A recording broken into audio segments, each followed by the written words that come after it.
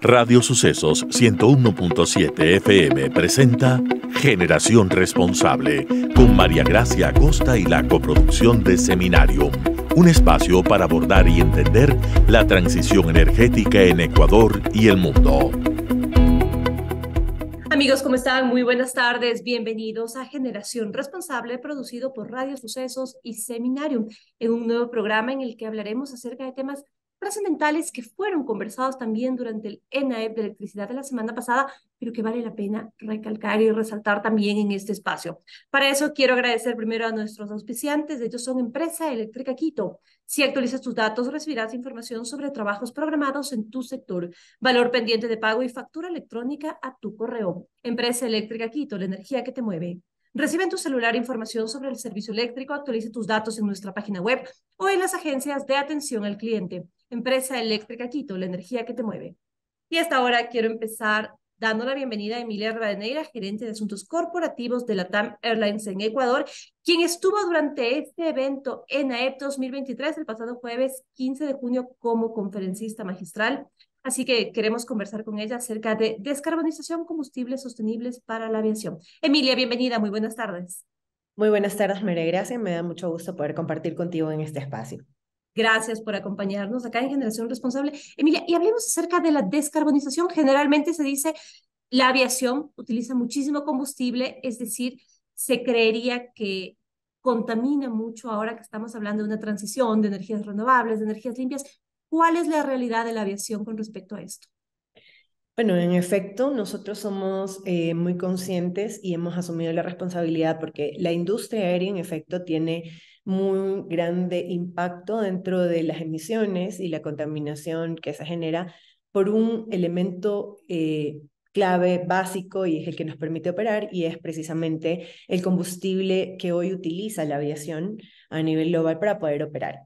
En ese marco, nosotros de manera responsable como industria aérea y de manera particular LATAM, nos hemos comprometido precisamente con este objetivo global de eliminar o neutralizar nuestras emisiones de carbono y lograr al 2050 llegar a ser cero o net cero o carbono neutro en el crecimiento que vamos desarrollando con línea base desde el 2019, que fue, digamos, la base de medición con la que el mundo determinó esta medida.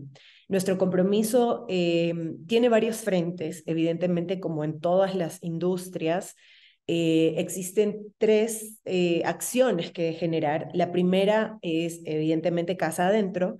Tenemos que buscar reducir cualquier tipo de emisiones que se dan por la disminución del consumo de combustible, la innovación que se puede dar. Precisamente estamos próximos a recibir flota con nuevas eficiencias, con nueva tecnología que va a permitir disminuir en aproximadamente un 20% el uso de combustibles, y asimismo hemos implementado una serie de iniciativas que ayudan o contribuyen a disminuir estas emisiones precisamente porque consumen menos combustible, ¿no? Sin embargo, no es suficiente todavía por este factor que te mencionaba, nuestro combustible derivado del petróleo.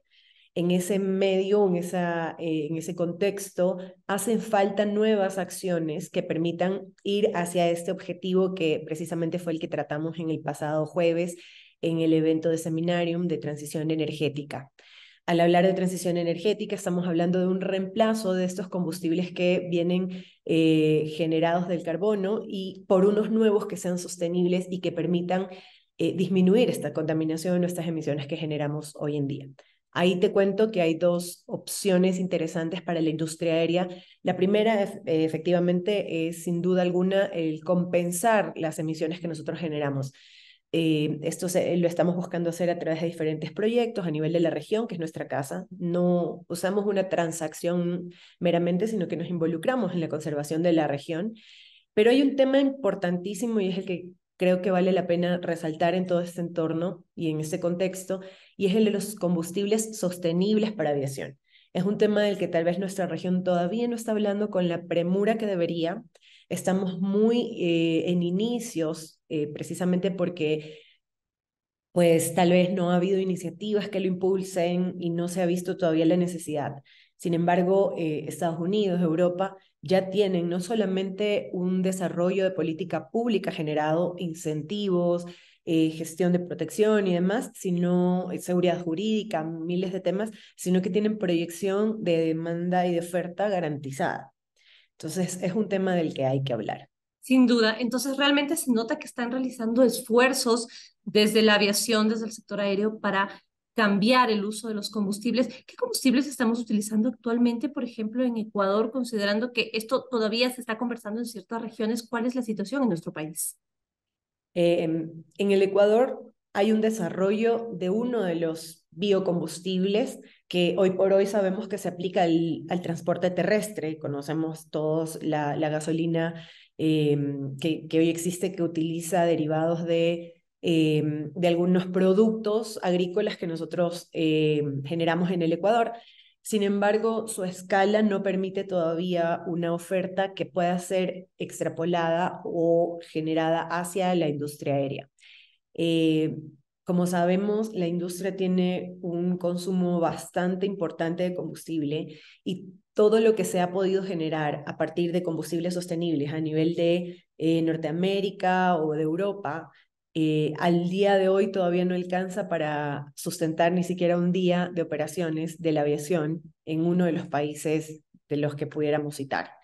Esto implica que la demanda realmente es grande, la escalabilidad de los combustibles sostenibles para aviación es muy necesaria y por ello se requieren muchos esfuerzos, no únicamente de los productores de este tipo de combustible, ya sean biocombustibles que por lo general provienen de biomasa, de caña de azúcar, derivados también de aceites y grasas utilizados, que ya hoy por hoy se han hecho más de 4.000 pruebas de vuelos con combustible sostenible de aviación, precisamente provenientes de estos insumos, donde nuestra región es muy rica y tiene un altísimo potencial para la generación de estos combustibles.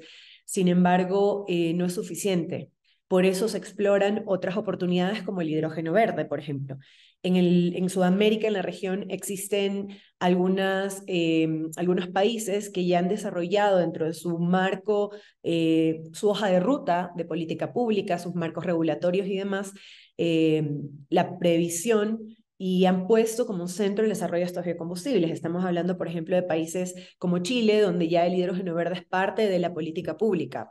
Todavía esto no es escalable, no es urgente en la producción, pero es importante ya la generación. Brasil, Colombia, son países que ya están hablando. Sin De embargo, eso, aún falta. perdón, Emilia, se habló también muchísimo durante el evento de electricidad y energías renovables en AEP 2023.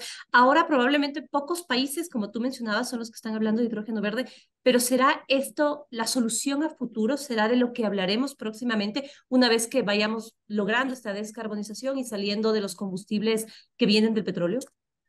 Efectivamente, el hidrógeno verde es una fuente de energía que no necesariamente es solo para una industria. De hecho, esto puede ser utilizado para diferentes industrias y como tú bien lo has dicho, es algo de lo que ya se está hablando en ciertos espacios. De allí hasta su producción hay todavía brechas, hasta su gestión porque hay mucho que innovar todavía, su gestión de almacenamiento, su transporte, el abastecimiento, y hay un tema importante, también la priorización de las industrias que lo van a consumir, porque como todavía no tenemos este combustible o esta fuente de energía de manera disponible tan amplia, va a haber mucha demanda que se va a ir generando. Tú me preguntas si esto es algo de lo que se va a hablar en el futuro. Yo te podría decir que en nuestra perspectiva esto es algo de lo que ya se debería estar hablando hoy en el presente, porque, como digo, falta bastante en términos de innovación y desarrollo, no solamente para la producción, sino para la comercialización, que implica no solamente la cadena de suministro, la generación y demás, que tienen que cumplir con estándares de sostenibilidad, de ser combustible y de escalabilidad, como decíamos, que sea sostenible su abastecimiento y sustentable, sino también un tema de costo. El tema del costo en nuestra región es supremamente sensible, no solo en la región, en el mundo.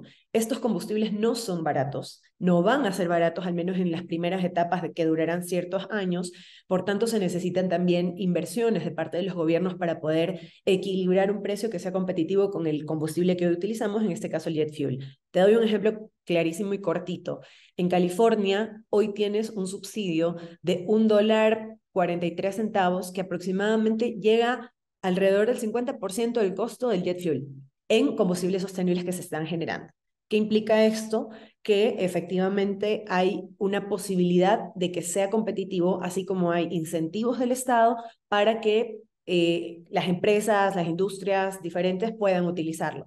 Eso lo va a hacer más competitivo sin que le llegue el precio final al consumidor que hoy es tan sensible, al menos en nuestra región.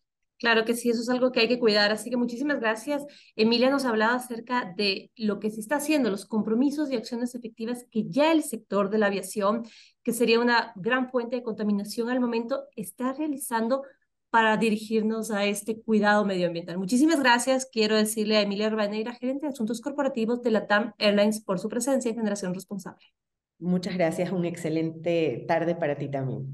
Muy gentil, gracias, Emilia. Y quiero recordarles que en la empresa eléctrica Quito dejaremos de entregar la factura física. Actualiza tus datos en nuestra página web y accede a los beneficios que te otorgamos. Empresa Eléctrica Quito, la energía que te mueve.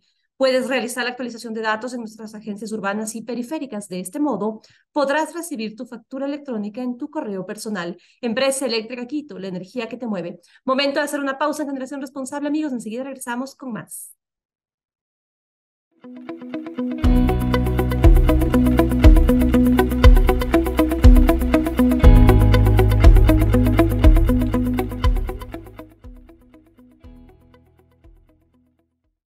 Seguimos en Generación Responsable y hasta ahora yo quiero darle la bienvenida a nuestro siguiente invitado, quien también estuvo en el ENAEP 2023. Él es Jonathan Hernández, consultor de Geotermex. Con él hablaremos acerca del tema de la geotermia en Ecuador. Jonathan, bienvenido. Gracias por acompañarnos. Muchas gracias, un honor para estar aquí con ustedes. Muchas gracias. Muy gentil. Jonathan, expliquemos acerca de la geotermia, quizá para quienes no conocen de qué se trata. ¿Qué es la geotermia? No, muy bien. Entonces, la geotermia viene del calor dentro de la Tierra que se encuentra naturalmente a diferentes profundidades dependiendo de la geología. Y en este caso, la idea es usar tecnología existente para perforar pozos no diferentes, no muy diferentes a los de petróleo y gas o los de agua o los de minería, para traer el calor a la superficie y la cual esa energía térmica se puede convertir a electricidad o directamente usar ese calor.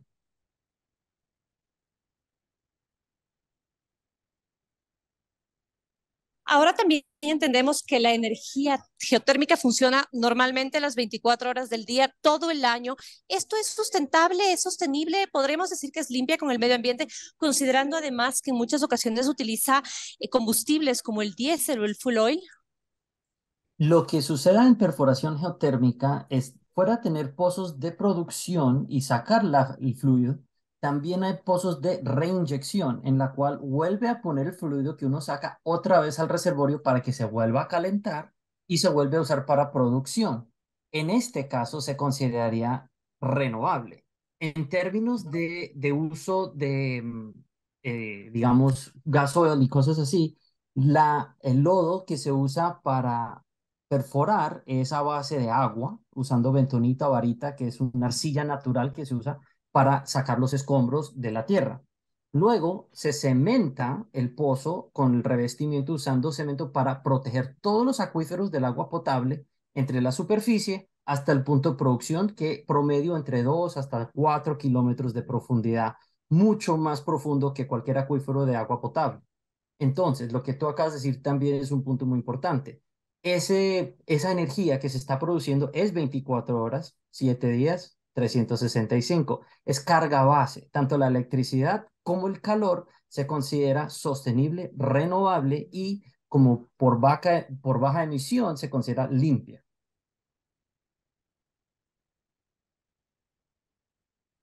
Jonathan, ¿y qué pasa, por ejemplo, con las cifras que tenemos de los últimos 10 años, cuando se ha incrementado la energía geotérmica a nivel mundial, entienden, un 32%? ¿Qué es lo que estamos viendo en nuestros países, por ejemplo? Comprendemos que la energía geotérmica está quizá mucho más utilizada o evolucionada en otros lados. ¿Qué pasa acá en nuestro continente? Bueno, en los últimos 10 años lo que tú dices es muy cierto. Del 2010 al 2020 se ha visto un incremento de 32% en la economía geotérmica mundialmente. Mucha gran parte de eso es el cambio climático y reducir emisiones a base de energía de combustible de fósiles. Dos, independencia energética para los países que lo pueden aprovechar. Es decir, no importar gas natural, no depender de ciertas fuentes que, digamos, por ejemplo, requiere mucha inversión o mucho riesgo, sea por geopolítica o simplemente por fluctuaciones en el mercado. Entonces, lo que sucede en la cordillera andina típicamente es que aunque hay mucho potencial y se considera la última frontera de producción geotérmica en gran escala mundial, es que por un lado no hay necesariamente, digamos, la infraestructura de un marco jurídico para los inversionistas y los desarrolladores, tanto como por ejemplo en Centroamérica. México tiene más de 60 años en geotermia, Costa Rica, Guatemala, El Salvador, Nicaragua, Estados Unidos, etcétera. Entonces, no es algo de Latinoamérica, tanto como la región de Merconorte y Mercosur. En esas zonas específicamente tienes otras fuentes que son más comercialmente viables, como la hidroeléctrica, gas natural. Y dos, lo que también sucede es que no necesariamente se ha visto un enfoque, sino desde COVID con la transición energética a fuentes limpias. Hoy en día ya se está viendo una aceleración en muchas empresas de petróleo y gas, minería y tanto de energía en general a tratar de desarrollar los recursos que ya llevan en ciertos casos más de 100 años de estudios. Jonathan, en el caso específico de Ecuador, por ejemplo, ¿cuál es nuestra situación? ¿Cómo va el desarrollo de esta energía geotérmica en nuestro país? Ecuador se encuentra en una posición favorable en el aspecto de, primero, empezar con la moneda. La geotermia se dicta por contrato, se vende la electricidad a largo plazo, 20, 30 años, con lo que se llama un PPA, Power Purchase Agreement, un acuerdo de comprar luz. Cuando hay fluctuaciones con monedas, digamos peso o diferentes monedas en toda Latinoamérica, depende mucho de los inversionistas, que sean euros o en dólares. Entonces, en ese aspecto, Ecuador tiene una ventaja. También toda la zona volcánica, y en Ecuador es uno de los países donde hay más volcanes activos por kilómetro cuadrado, también hay un gran recurso para aprovechar. Lo que le comento en Ecuador ahorita, y se está trabajando al respecto, como mejorar la situación, es el marco jurídico para proteger la inversión en lo que se llama exploración, que es intensivo para la capital que hay que invertir para primero desarrollar, investigar e identificar el recurso y finalmente poder explotarlo a la superficie. Ya cuando confirmas un recurso, realmente se vuelve un activo, por decir, con valor. Antes de eso, esencialmente estás, digamos, en una forma muy brusca, apostando a encontrar un recurso. En Ecuador lo que suceda, en mi opinión, en mi experiencia, es que han habido inversiones de agencias multilaterales y bancos y agencias, digamos, que están ahí como no necesariamente con fin de lucro, sino para ver el desarrollo de la energía, pero llega al punto en la cual solo pueden llegar hasta confirmar un recurso. Y se ha confirmado recursos. Chachimbiro, por ejemplo, en Ecuador es uno de los lugares donde se han hecho estudios. Am, Hasta ese punto también tienes que ver a cómo está el mercado de la luz y quién está dispuesto. En el caso de Ecuador, SELEC es la utilidad, la cual corresponde a manejar el uso de la fuente. Pero en términos de desarrollarlo, sea privado o público, es donde realmente el marco jurídico tiene que estar un poquito más actualizado y están trabajando en eso para poder proteger los intereses de los inversionistas, para que ellos se puedan, uno, adueñar del proyecto y poder ver una vida comercial a desarrollarla. Una pregunta que a mí sí me queda la duda y seguramente muchos de quienes nos están escuchando es, ¿qué tan costoso es, qué tan rentable es, qué tan factible es para nuestras economías? Muy. Lo interesante de la geotermia es la mayoría de la inversión capital se ve en los primeros 3 a 5 años, pero tiene una vida útil de por lo menos 20 a 30. Las plantas se diseñan para 30 años de viabilidad. Ahora, alrededor del mundo hay plantas que llevan 50, 60 años.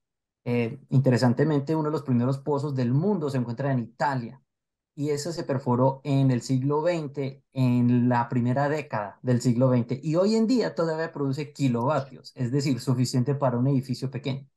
Hoy en día todavía. Entonces, más que sostenible. Ahora, lo que sucede en términos de perforar Es un poquito más costoso, bueno, depende, ¿no? La tecnología y las habilidades de, por ejemplo, utilizar industria local, la cual hay en Ecuador. Hay geólogos, hay perforación de petróleo y gas, hay minería. Entonces, esas industrias pueden participar en el desarrollo de la energía geotérmica, pero también hay ciertas cosas como el impacto ambiental social que hay que tomar en cuenta. Hay utilización de acuíferos de agua o también estudios en términos de uso de terreno y conexión a la red. Todo eso son inversiones que también hay que estudiar. Entonces, después de que se hace la inversión más arriesgada, que es en las fases iniciales, se puede ver una vida útil por 20, 30 años en la cual operación y mantenimiento por promedio es 3 al 5%. O sea, lo mismo que inflación. Es decir, si ustedes están estructurando un sistema de pago que está escalada con un retorno de inversión a 20, 30 años, es muy factible. Simplemente tienes que tomar el riesgo de entrar a desarrollar el proyecto al inicio, en la cual a veces ciertos inversionistas o ciertos desarrolladores dicen, ahorita hay otras fuentes más factibles. Pero lo que hemos visto ahora es lo que desde, por ejemplo, acuerdos de Kioto, COP26, el Acuerdo de París, cada país tiene contribuciones designadas nacionales, National Designated Contributions, NDCs, en la cual tienen ciertas metas, 2030, 2040, 2050, para reducir emisiones, ser independientes energéticamente. Entonces, ahí hay ahora un incentivo fuera del mercado comercial para desarrollarlo. Y ojalá eso empiece a impulsar mucho el mercado en los próximos 10 a 15 años nacional en Ecuador, tanto como en la región y en la cordillera andina. Esperamos entonces que eso se desarrolle, que podamos hablar mucho más de energía geotérmica próximamente y que bueno, que no sea sencillamente un tema de pocas entrevistas, sino que podamos, uno, desarrollarlo y dos, entender y conversar más de eso. Así que espero que en otro momento, Jonathan, podamos seguir dialogando al respecto y quiero agradecerle muchísimo por su tiempo y su presencia en Generación Responsable. Gracias, María. Muchísimas gracias y saludos a los oyentes. Y sí, que así sea. La próxima vez hablaremos, ojalá, de proyectos desarrollados en Ecuador. Que así sea. Muchísimas gracias, amigos. Y con esto estamos terminando Generación Responsable, producido por Radio Sucesos y Seminarium, como siempre, con temas importantes para la transición energética y para el desarrollo de nuestro país. Antes de terminar, quiero agradecer a la empresa eléctrica Quito. En tu factura electrónica encuentras el número de cuenta contrato. Con este puedes cancelar tu consumo eléctrico. En la empresa eléctrica Quito decimos adiós a la facturación física. Empresa eléctrica Quito, la energía que te mueve. Amigos, gracias por acompañarnos en Generación Responsable y nos vemos y nos escuchamos el próximo día martes. Muy buenas tardes para todos.